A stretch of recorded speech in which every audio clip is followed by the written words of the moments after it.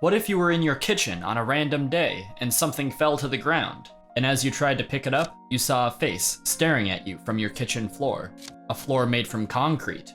This is exactly what happened to Maria Gomez Camara on August 23, 1971. The face she saw would become the first of a series of mysterious faces that appeared in her home over the next few decades. Maria lived with her husband, Juan Pereira, and her son Miguel Pereira in a small, quaint town called Belmez de la Moradela in Andalusia, Spain. Her house was a pretty and well-tended 19th century house, and her family was simple and warm. One quiet morning, Maria was in the kitchen when she noticed a weird stain on the kitchen floor. She scrubbed it off and went about her business. A few days later, she entered the kitchen only to find the stain had darkened to reveal a mustached man's face. She screamed her husband's name, and he and their son rushed down to find out the problem.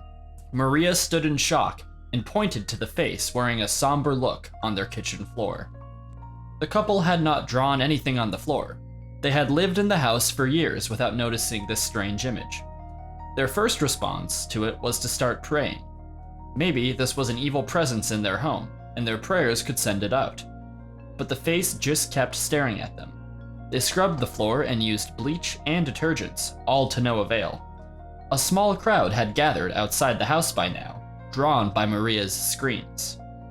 Later that day, Juan and Miguel found a pickaxe in their backyard and used it to remove the concrete. Then they put down new concrete. They thought they had solved the problem, but to their greatest surprise, the face reappeared on the same spot only a week later. This time, they informed the town's mayor, who asked them not to destroy it and instead ordered the concrete to be cut out for study. This first face became known as La Pava, which translates to the turkey. Over the next 30 years, the Pereira family would see even more faces on their walls, wearing different expressions and shapes. One was called El Cara, the face, and another was called El Paleo, the bald one. Maria's home became known as La Casa de las Caras, or the House of the Faces. It attracted all kinds of people: locals, tourists, priests, researchers, paranormal investigators, and so on. By Easter of 1972, hundreds of people were flocking to the house to see the mysterious faces. Where did these faces come from? There have been many theories and speculations about their sources. The most prominent one is that it is just a hoax perpetuated by the Pereira family to make money. There is no doubt that the Belmez faces earned the family a certain level of local fame and international fame. But how much did they really make from the exposure? There is no evidence that the family tried to monetize the mystery in any way. There were no book deals, no movies, and nothing points to the family suddenly becoming rich after the faces started appearing. The Pereira family was reasonably well-to-do, a regular, middle-class family with all of their needs catered for. Why then did so many people believe it was some kind of get-rich-quick scheme? Researcher and founding member of the Mexican Society for Skeptical Research, Luis Ruiz Noguez, published an article in the July 1993 issue of the Journal of the Society for Psychical Research. He argued that the family must have used lead to create the images because lead is the most commonly used pigment in making the primary colors, and it tends to cause dark discolorations, similar to the ones in the faces. But if they painted the faces on their kitchen floor, why did the faces not disappear even after they used bleach, detergent, and other cleaning agents to scrub the floor? The mayor sent the piece of concrete they extracted from the kitchen and sent it to a lab for testing. All the test results showed no evidence of any chemical, extra layer, or coating that could indicate that the Pereiras applied paint to the floor. The Institute of Ceramic and Glass also analyzed the floor samples and found no trace of paint or dyes in the cement. They concluded that it had not been tampered with. Yet, Manuel Martin Serrano, a sociologist at the Complutense University of Madrid, wrote the first skeptical book about the Belmez faces, titled Sociologica del Milagro, or Sociology of the Miracle. Like Ruiz Noguez, He argued that the Belmez faces were a hoax perpetuated for financial gain. Ramos Pereira, president of the Spanish Society of Parapsychology, even went as far as saying that the first face, La Pava, showed evidence of it having been painted. Through infrared photography, we saw that this one had added pigmentation over the original appearance, and even paintbrush bristles could be perceived. Of course, after that we had no doubts that it had been painted. Parapsychology is the study of psychic or paranormal activities that do not have any apparent scientific explanation. Most scientific research into the Belmez faces has failed to identify the reason behind them. A chemical analysis conducted by J.J. Alonso, a researcher of the Spanish National Research Council, turned up ambiguous results on the subject of how the faces were formed. However, his analysis confirmed the presence of melocratic compound in the cement. A melanocratic rock has at least 60% dark minerals.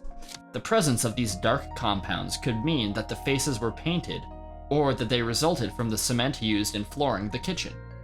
Researchers have noted that other methods can be used to draw those faces on the floor apart from paints and chemicals. To test this, they took photographs of a mapped out area of the floor where faces had been painted, then covered it with a cloth and sealed it with wax to prevent anyone from tampering with it. After a few months, they removed the cloth and found that even while the floor was covered and nobody had access to it, the faces had moved from their original position to another location on the floor and transformed into other faces. Still, some had argued that the Pereiras may have used silver nitrate or something similar on the floor, which made it darken when it came into contact with ultraviolet rays from the sun. But the floor was covered with a cloth that should have kept out sunlight. Could it be that the cloth was transparent and sunlight got to the floor anyway? And if that happened, how did the patterns of the faces change? Did the sunlight also do that? Could the Belmez faces have just been part of a case of pareidolia? Astrophotography expert Andrew McCarthy does not think so.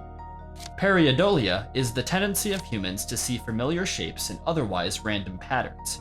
For example, one might spill soapy water on the floor and notice the suds forming a face pattern. McCarthy says the explanation that the family spilled something on the floor and happened to see a face in it is not strong.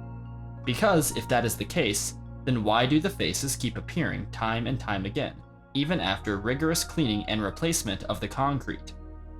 Research into the Belmez faces led to one fascinating discovery. The land of the Pereira house was sitting on was a graveyard, unknown to the family. Investigators dug up human remains from the soil around the house. Anthropologist Kathy Strain would later discover that there was a late 1800s cemetery in that location, which was likely an abandoned Catholic cemetery. She suggested that centuries later, when the village needed room to build houses, they might have just used the land without realizing that the headstones had been removed. The locals moved the skeletons they discovered under the Pereira house to another site and replaced the floor. But after a while, new faces appeared on the floor and the walls. The graveyard discovery led many locals to believe that the spirits of the people buried there were showing their faces on the walls of the house. In that same vein, some researchers believe that there is some sort of other explanation for the Belmez faces. The most popular explanation can be found in the thoughtography discourse. Thoughtography, also known as thermography or psychic photography, refers to the psychic ability to burn images from your mind into physical surfaces.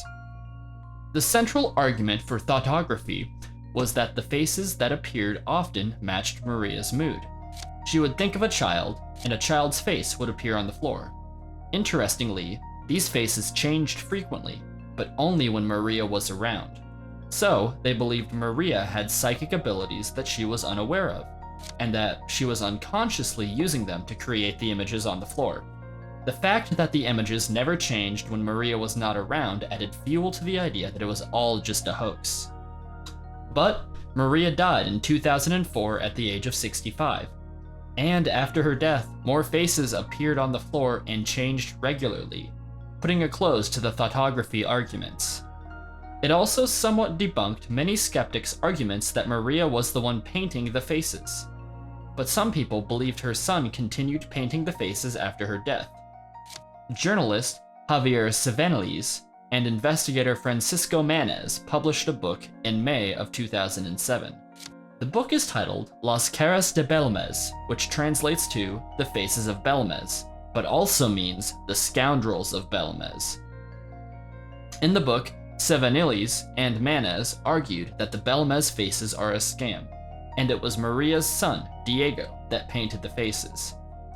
Today, the Belmez faces are, at best, an unexplained phenomenon. The first face, La Pava, was later embedded in the wall of the Pereiras' home for exhibition purposes. Despite the news articles debunking the existence of the new Belmez faces, many people believe the faces are still there today, and you can see them if you visit the house.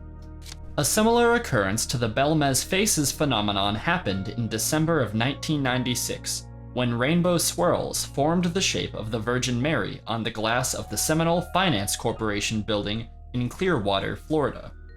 The place drew much attention until the image later disappeared. Could there be other places where faces have appeared mysteriously on random surfaces? Is there a scientific explanation for these faces? Or are they just an unexplainable phenomenon?